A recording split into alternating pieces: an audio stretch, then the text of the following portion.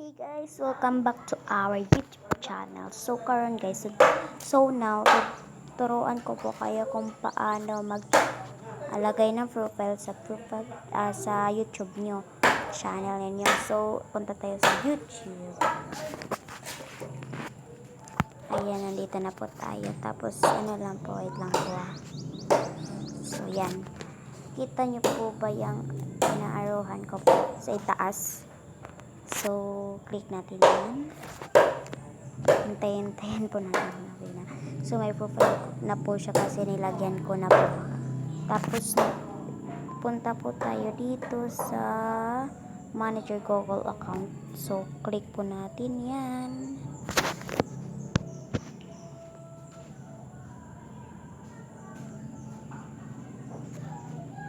Ayan. Ayan, diba po guys? Ang dali lang. Tapos, kita nyo po ba tong personal info? So, click natin yan.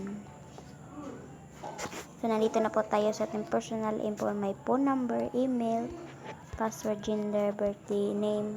So, nandito na po ang ating profile picture. So, ito po, i-click po natin yan. Yan, yung inaaruhan ko po. Hindi ko po. So, click. So, ang hina po talagang dito. May signal. So, hala ka. Ang tagal. Wala pong signal. Shit, ba't ganun? Ayun pa. So, ba't ngayon pa mga signal? Oh my gosh, wala po talagang signal. So, click lang po. So, wala po tayong signal. So, diba, ayan guys. Click po natin. Picture. Choose photo. Tapos, pumili na po tayo ng mga picture natin dito. So, gusto ko ilagay ito. Yan. Gusto ko po yan. Ulit-ulitin po natin para mas madali. Wala po talagang signal dito. Yan. So, meron na. So, ulitin natin para madali.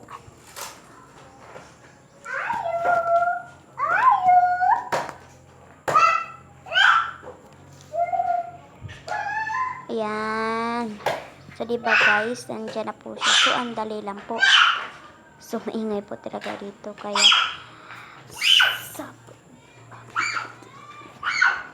yun po guys, ang dali lang po. So, ang dali lang po, diba guys? So, kung hindi pa kayo nakapag-subscribe sa aking channel, subscribe na yan. Tsaka, pakihit din po ang notification bell para updated po kayo sa aming every upload. Please like and share for our more videos po.